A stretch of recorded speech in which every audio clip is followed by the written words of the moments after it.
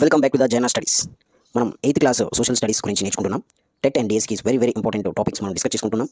ఇందులో భాగంగానే మన ఫస్ట్ లెసన్ కంప్లీట్ అయింది. అన్ని షార్ట్ వీడియోస్ ఉన్నాయి, టాపిక్ వైజ్గా మనం చూసాం.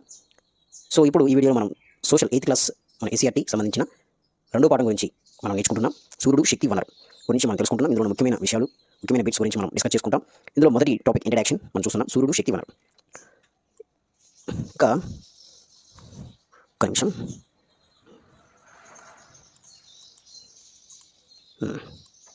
మనం నివసిస్తున్న భూమిపై ఎంతో వైవిధ్యత కలదు కదా. మనం నివసిస్తున్న భూమిపై ఎంతో వైవిధ్యత ఉంది. గత తరగతిలో మనం ఈ వైవిధ్యతలోని కొన్ని అంశాలైన సముద్రాలు, ఖండాలు, పర్వతాలు, పీఠభూములు, మైదాన ప్రాంతాలు, అధిక తక్కువ వర్షపాతం గల ప్రాంతాలు మొదలైన అన్ని చూసాం. ఈ పాఠంలో మనం మరొక రకం వైవిధ్యత గురించి తెలుసుకుందాం. అయితే మనం దీన్ని చూడలేం, కానీ అనుభూతి చెందగలం. ఇది వెరీ ఇంపార్టెంట్ పాయింట్.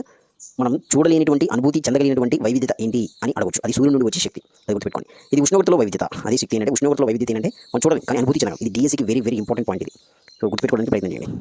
ఉదయం చల్లగా ఉండి రోజు గడుస్తున్న కొద్దీ వేడెక్కడం, రాత్రికి తిరిగి చల్లబడడం మీరు గమనించుంటారు. అంటే ఇక ఉదయం చల్లగా ఉంటుంది, రోజు గడుస్తున్న కొద్దీ వేడుకుతూ ఉంటుంది, రాత్రికి తిరిగి చల్లబడుతూ ఉంటుంది. ఇవన్నీ కూడా మనం వైవిధ్యతకి సంబంధించిన విషయాలుగా మనం చూస్తాం. అదేవిధంగా సంవత్సరంలో కొన్ని నెలలు చాలా వేడిగాను, మరికొన్ని నెలలు చల్లగా ఉండడం కూడా మీరు గమనించి ఉంటారు కదా. ఒక ప్రదేశంలో ఉష్ణోగ్రతలో తేడా ఉంటుంది. అంటే ఒక ప్రదేశంలో ఉష్ణోగ్రత ఉంది, ఒక ప్రదేశం ఉష్ణోగ్రత తేడా ఉంటుంది. భూమి మీద ఒక ప్రదేశానికి మరో ప్రదేశానికి కూడా ఉష్ణోగ్రత తేడా ఉంటుంది. ఉష్ణోగ్రతలు ఎక్కడెక్కడ తేడా ఉంటాయి, ఎక్కడెక్కడ వైవిధ్యత మనం చూస్తామంటే ఒక ప్రదేశంలో ఉంటుంది. అదేవిధంగా భూమి మీద ఒక ప్రదేశానికి మరొక ప్రదేశానికి కూడా ఈ ఉష్ణోగ్రతల తేడా మనం గమనించవచ్చు. కొన్ని ప్రాంతాలు వేడిగా ఉంటాయి, కొన్ని ప్రాంతాలు చాలా చల్లగా ఉంటాయి. సంవత్సరం అంతా మంచుతో కప్పబడి ఉంటాయి. కొన్ని ప్రాంతాలు వేడి ఉంటాయి, కొన్ని ప్రాంతాలు చల్లగా ఉంటాయి, కొన్ని ప్రాంతాలు మంచుతో కప్పబడి ఉంటాయి. ఇవన్నీ వైవిధ్యతకు కారణాలు మనం చెప్పుకోవచ్చు.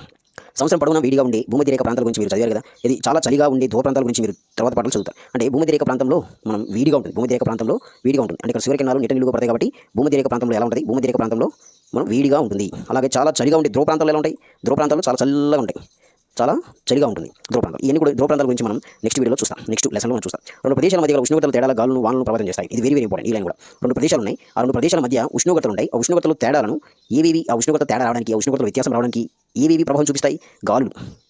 గాలులు తర్వాత వానలు గాలులు ప్రభావితం చూస్తాయి. ఒక ప్రదేశంలో ఉండే వర్షపాతం కొంతవరకు రెండు ప్రదేశాల మధ్య గల ఉష్ణోగ్రతల తేడాలపై ఆధారపడి ఉంటుంది. రెండు ప్రదేశాల మధ్య ఉష్ణోగ్రతల తేడాలపై ఆధారపడి ఉంటుంది. ఇది ఒక ప్రదేశంలో ఒక వర్షపాతం కొంతవరకు ఆ రెండు ప్రదేశాల మధ్య ఉష్ణోగ్రతల తేడాలపై ఆధారపడుతుంది.